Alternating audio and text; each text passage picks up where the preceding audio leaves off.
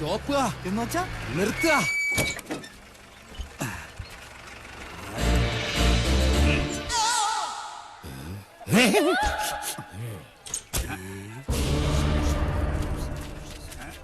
ആരാ? ഓ, ആശാരിമാരാണല്ലേ. ഇതിനു മുമ്പ് ഈ അങ്ങാടി കണ്ടിട്ടില്ലല്ലോ. ഇപ്പൊ കണ്ടില്ലേ? അത് മതി. താടിയ കുപിതനാണല്ലേ? അല്ല, യു രഘുത്തമൻ. പണി അന്വേഷിച്ചു വന്നതായിരിക്കും. താൻ ഞങ്ങൾക്ക് പണി തരണ്ട. ചെമ്പറയിൽ എന്റെ ഗുരുനാഥനുണ്ട്. അവിടേക്കുള്ള വഴി പറഞ്ഞു തരൂ. ചോരകണ്ണ മര്യാദ കെട്ടവരെ, നിനക്ക് വിഷഹാരി അറിയില്ല. വിഷ ഊതി കയറ്റാനും ഊതി ഇറക്കാനും ഒരു നിമിഷം വേണ്ടിരിക്കെ. വിഷരാജനാ ഞാൻ. നിലവിളിച്ച് മരിക്കാതിരിക്കുക. ഞാൻ വെറുതെ പറഞ്ഞതാ.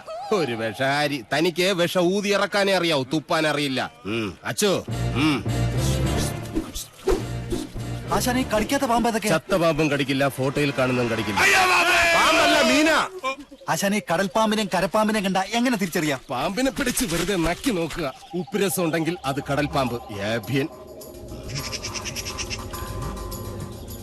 ഇത് കാടോ അതോ വീടോ? രണ്ടായാലും നല്ല തടിക്കോളുണ്ട്. ഇതോടെ നമ്മുടെ അരിഷ്ടതകളൊക്കെ അങ്ങോട്ട് നീങ്ങാൻ പോവാ. നമ്മുടെ അല്ല, നിന്റെ. പട്ടാഴി നമ്പൂതിരി പണിക്ക് വിളിച്ചത് നിന്നെ അല്ല, ഇന്നെയാ. പോഴൻ. ഇനി മേലാൽ മൂക്കിലിരുന്ന് മൂളിയാൽ ചിന്തേരിട്ട് കളയും ഞാൻ. എന്തോ ആരോ വിളിച്ചു എന്ന് തോന്നുന്നു. വരിക. അയ്യോ ആശാനെ, മുള്ള്. ഇവിടെ വെച്ച് വേണ്ട, അങ്ങോട്ട് മാറി നിന്ന് മുള്ളുക. അതല്ല, കാലി മുള്ള്. കാലിലെങ്ങനെ മുള്ളിയാ കൊന്നു കളയും ഞാൻ. ആശ വരിക. ആശാനെ, ഒരു ശ്മശാന മൂകത. ഇവിടെ ആരും ഇല്ലേ? ഞാനിവിടെ നിൽക്കുന്നത് കണ്ടൂടാ തെണ്ടി. അതിപ്പോ ഞാൻ അവിടെ ആരും ഇല്ല. എന്നാ അവിടെ ആരും ഇല്ലെന്ന് ചോദിക്കാം. അവിടെ ആരും ഇല്ലേ? നോക്ക നക്കാനോ? എന്തോ തിന്നാൻ കൊണ്ടുവരുവാ. ഉണ്ണിയപ്പോണെങ്കിൽ ഞാൻ എടുക്കും. മനസ്സിലായില്ല. അന്തപുരത്തിലെ അമ്മച്ചിയുടെ പേരെന്താ? ഞാൻ അനന്തൻ. ഞാൻ അനന്തനോ? അനന്ത പത്മനാഭൻ. അമ്മച്ചയല്ല. എന്നാൽ അകത്തേക്ക് പോയി പറയാ, ഉളിയന്നൂർ ആശാരി വന്നിരിക്കണൂന്ന്. വെറും ആശാരിയല്ല, മൂത്താശാരി. അത്ര മൂത്തിട്ടൊന്നും ഇല്ല.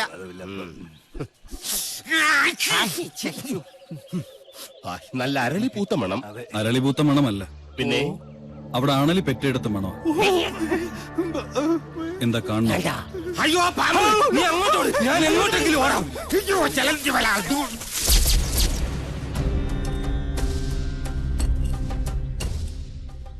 വടക്കിന് കൂടാതെ മറ്റു ഗ്രഹങ്ങളുണ്ടായാൽ അതിന് ഹിരണ്യനാഭി എന്ന് പറയും.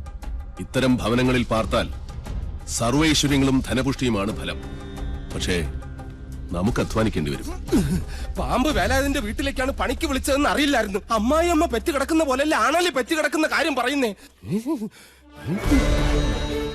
സ്വാമി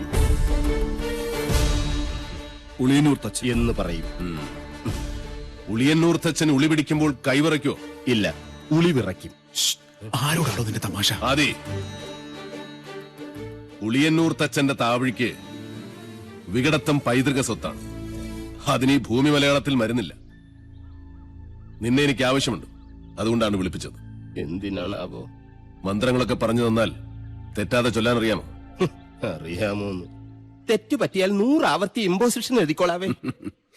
ഇവനെ കൊണ്ടുപോയി കുളിപ്പിച്ച് ശുദ്ധമാക്കും. ശരി, ക്ഷമിക്കണം. കഴിഞ്ഞ ഞായറാഴ്ച ഞാൻ കുളിച്ചതാ. ഇനി അടുത്ത ഞായറാഴ്ച കുളിക്കാവൂ. വ്രതമുണ്ട്. എന്നെ കുളത്തിക്കൊണ്ടിട്ട കുളത്തിലെ മീനുകളെല്ലാം ചത്തു പെരുവും. നിശ്ചയ.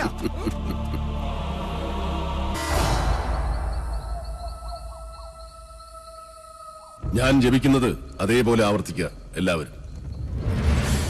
നേരത്തെ പറഞ്ഞു ഇനി മേലാൽ ആവർത്തിക്കരുതെന്ന്. ഇപ്പൊ പറയുന്ന ആവർത്തിക്കണമെന്ന്. ഞാനിതിലെ അത് വിശ്വസിക്കണ്ടേ? എന്റെ മണി. കുശവ, ആചാര്യം പറഞ്ഞ അനുസരിച്ചാ മതി. ഓ,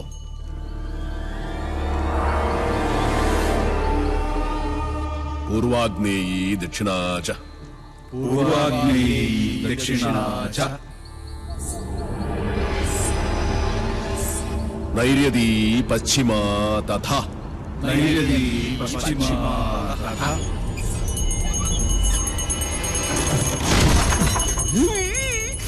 വായവീ ചോത്തരൈ ശാനി വായവീ ചോദരീ ശനി ദിശാ അഷ്ടവിമാ സ്മൃത അഷ്ടവിമാ സ്മൃത.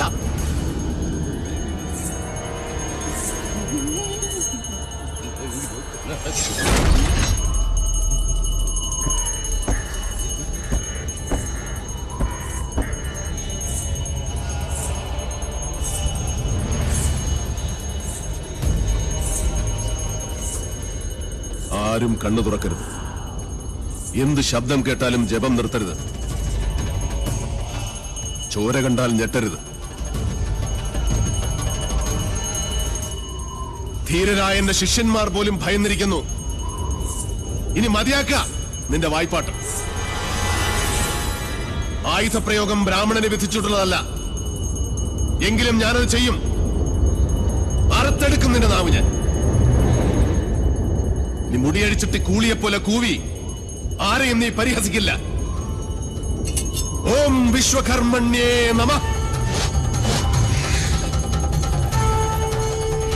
ഇനി നിന്റെ നാവ് ചലിക്കില്ല.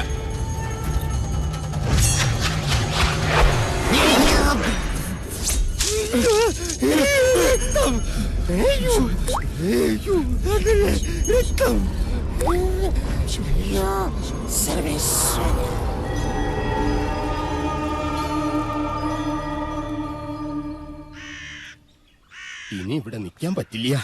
രാത്രി ആയി കഴിഞ്ഞാൽ യക്ഷികളുടെ ഫാഷൻ ഷോ കണ്ടു കണ്ടു മടുത്തു.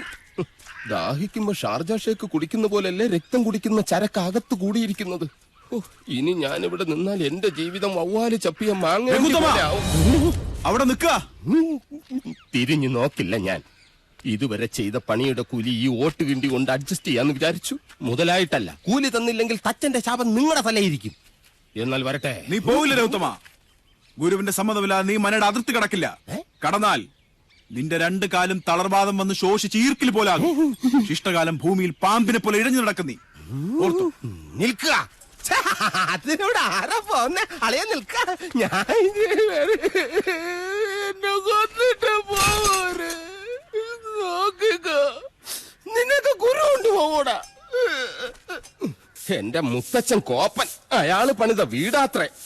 അന്നേ 2 ഉത്തരവും ഇതിന്ന് ഒരു തൂണും അടിച്ചു മാറ്റിയിരുന്നെങ്കിൽ ഞാൻ ഇങ്ങനെ കിടന്ന് ഈ യക്ഷിപ്പറമ്പ് തൂക്കേണ്ട വല്ല കാര്യം ഉണ്ടായിരുന്നോ? ഇപ്പൊ ഈട്ടിക്കും തേക്കനൊക്കെ എന്താ വില?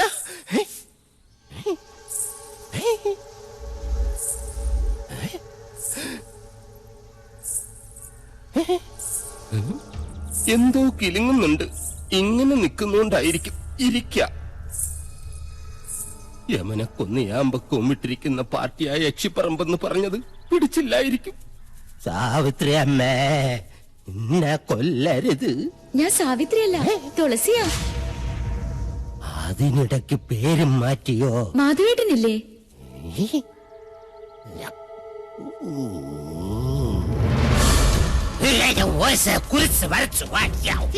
അടുത്തു വരരുത്. അടുത്തു വന്നാൽ പേടിച്ച് മൂത്രമൊഴിച്ചു കളയും ഞാൻ. മാധവേട്ടൻ എവിടെ? മാധവേട്ടൻ എവിടെ? മാധവേട്ടനോ? എന്നെ കൊണ്ടൊന്നും പറയിപ്പിക്കരുത്. തലയ്ക്ക് വെളിവില്ലാത്ത 3-4 നമ്പൂരി ചെക്കന്മാരെ പിടിച്ച് അടുപ്പിന് ചുറ്റും ഇരുത്തിയിട്ട് സ്വാഹ സ്വാഹ എന്ന് പറഞ്ഞ് കുറച്ച് എണ്ണയും കോരി ഒഴിച്ചാൽ ഒരു യക്ഷിയും തളയ്ക്കാൻ പറ്റില്ല. യക്ഷിയെ തളയ്ക്കണമെങ്കിൽ ഏഷ്യാനെറ്റിലെ കടമറ്റത്ത് കത്തനാർ തന്നെ വരണം. അത് നിനക്ക് എങ്ങനെ അറിയാം? ഞാൻ കത്തനാർ സീരിയലിൽ കണ്ടിട്ടുണ്ട്. അതിലാണെങ്കിൽ ഒരു കൊച്ചു കിണറ്റിൽ വീണ് ചത്തപ്പോ കത്തനാർ ഇങ്ങനെ വടിയെടുത്ത് ഇങ്ങനെ കാണിച്ചേ ഉള്ളൂ. ആ കൊച്ചു ജീവനോടെ കയറി വന്നു. അത് ഏഴില്ലാതെ. നിർത്ത. തുളസിയെ കൊണ്ടാക്കാൻ ആരും വന്നില്ല. വരിക.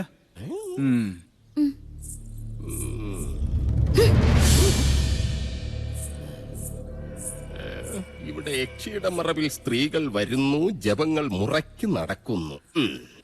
അങ്ങനെ ചിന്തിക്കാൻ പോലും പാടില്ല. എനിക്ക് കിടന്നാൽ ഉറക്കം. എന്താ?